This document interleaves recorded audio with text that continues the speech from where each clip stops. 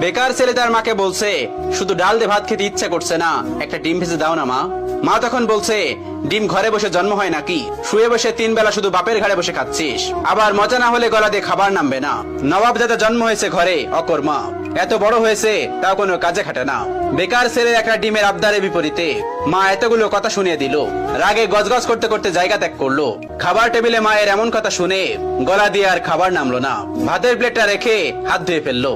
মা চাইলে ভালোভাবে বলতে পারতো ডিম নেই। আজ সে বেকার বলে মুখের উপর উঠতে বসতে খাবারের খোঁটাও শুনতে হচ্ছে। নিজেকে আজকাল একটা বোঝা মনে হচ্ছে। ভারী একটা দীর্ঘশ্বাস ছেড়ে রাতে না খেয়ে ঘুমিয়ে পড়লো ছেলেটা। রাত পেরিয়ে সকাল হলো, কেউ একটিবারের জন্য তাকে খেতে ডাকেনি। এক বুক চাপা কষ্ট নিয়ে না খেয়ে চলে গেল টিউশনি করতে। এটি দিয়ে হাত খরচ চালায় ছেলেটা। আজ চাকরিওয়ালা বড় ছেলে বাড়িতে এসেছে। যে ঘরে বেকার ছেলের জন্য একটা ডিম ছিল না, সেই ঘরে আজ বাহারি আয়োজন করেছে মা। দুপুরে বড় ছেলেকে যত্ন করে খেতে দিল মা। ওই সময় অভিও এসেছে বাড়িতে। মা তাকে একটিবার অব্দি খেতে রাখলো না। পেটের ক্ষুধা জানে এক প্লেট ভাতের জন্য কত কটু কথা সহ্য করে নিতে হয়। বেকার ছেলেটা সকল কষ্ট চাপা রেখে নির্লজ্জের মতো ভাইয়ের পাশে এসে খেতে বসলো। মা ভাই হয়তো একটু বিরক্ত হলো তার আগমনে।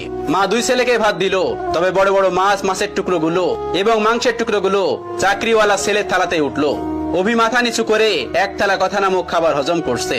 আর সেই ফাঁকে মা বড় ছেলের ভাতের নিচে বড় সড়ক একটা চিংড়ি গুজে দিল, যা চোখ এড়ালো না বেকার ছেলেটির। কে বলল বাবা মায়ের ভালোবাসা সব সন্তানের জন্য সমান হয়? এই যে মায়ের ভালোবাসায় কত ব্যবধান, এই কষ্টগুলো কাউকে বলা যায় না, আর সহ্যও করা যায় না।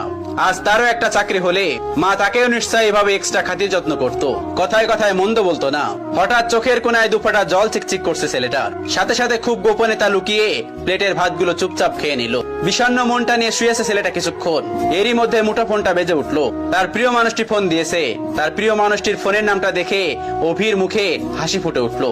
রিসিভ করার সাথে সাথে তার প্রিয় মানুষটি ব্যস্ত কণ্ঠে বলল, অভি, তোমার সাথে বিকাল 4টায় আমি দেখা করতে চাচ্ছি। আমি নদীর পাড়ে অপেক্ষা করছি তোমার জন্য।